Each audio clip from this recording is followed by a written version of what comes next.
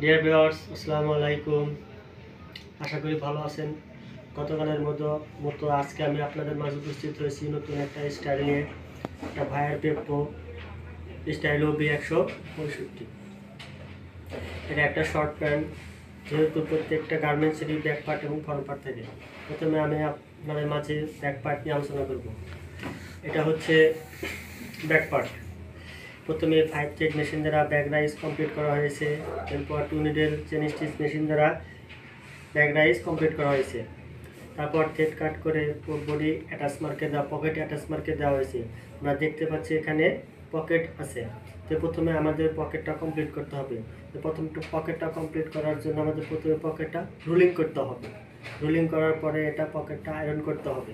Iron করার পর নির্দিষ্ট মেজারমেন্টে পকেট একটা জয়েন করার জন্য একটা মার্ক থাকতে হবে। তো মার্ক করার পর আমরা সিঙ্গেল নিডেল মেশিন দিয়ে ব্যাক পার্টে পকেট জয়েন করব এবং ব্যাক পকেটে একটা অন ফোর দেওয়া আছে, আমরা দেখতে পাচ্ছি।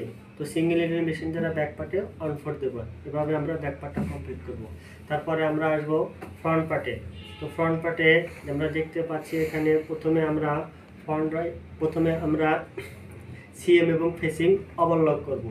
সিএম এবং ফেসিং ওভারলক করার পরে সিঙ্গেল নিডেল মেশিন দ্বারা প্রথমে পকেটিংয়ের উপরে ফেসিং জয়েন করব। তারপরে আমরা সিএম জয়েন করব। সিএম জয়েন করার পর আমরা এটাকে পকেট মেক করব অন ফোর মেশিন দ্বারা। ফোর থ্রেড মেশিন দ্বারা এটা পকেটিং ওভারলক করব। তারপরে আমরা দেখতে পাচ্ছি এখানে পকেটে একটা অন ফোর আছে, যা আমরা সিঙ্গেল নিডেল মেশিন দ্বারা কমপ্লিট করব। এভাবে আমরা ধীরে ধীরে সামনের দিকে আগাবো। এরপর ওয়েস্ট বেল্ট এবং প্যাড টাক দেবো। প্যাড টাক দেওয়ার পরে তারপরে আমরা কি করব, আমরা ফ্রন্ট রাইস মারবো 5 থ্রেড মেশিন দ্বারা। তো তারপরে আমরা সিএম মাউথ জয়েন করব সিঙ্গেল নিডেল মেশিন দ্বারা। তারপরে আমরা on four 2 needle lock stitch machine দ্বারা আমরা অন ফোর দেব। এরপরে আমরা হাই অন 16 দেব। তারপরে আমরা ফ্রন্ট পার্টে একটা যে স্টিচ দেখতে পাচ্ছি, যা 2 নিডেল মেশিন দ্বারা কমপ্লিট করা হয়েছে। এরপরে হাই অন ফোর দেব। এবার আমরা ফ্রন্ট পার্ট কমপ্লিট করব।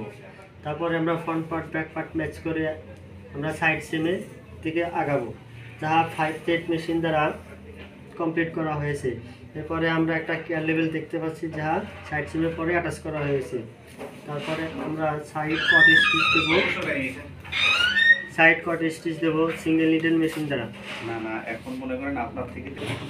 এরপরে আমরা ওয়েস্ট বেল্ট মেক করব। ওয়েস্ট বেল্ট মেকের পরে আমরা দেখতে পাচ্ছি এখানে হোল আছে। তারপর আমরা হোল মেশিন দিয়ে এটা দুটো হোল করে নেব ওয়েস্ট বেল্টের মাঝখানে নির্দিষ্ট মেজারমেন্ট দিয়ে, যাতে হোলটা আপ ডাউন না হয়। এরপরে আমরা কি করব, ওয়েস্ট বেল্ট জয়েন করব। ওয়েস্ট বেল্ট জয়েন করার পর এখানে আমরা দেখতে পাচ্ছি এখানে ওয়েস্টের ভিতরে এলাস্টিক দেওয়া আছে, যা নির্দিষ্ট মেজারমেন্ট দ্বারা কাটা হয়েছে। এরপর আমরা এলাস্টিক রিং টাক দেব। এলাস্টিক রিং টাক দেওয়ার পরে আমরা বডি এবং এলাস্টিক ফোল্ড টাক দেব।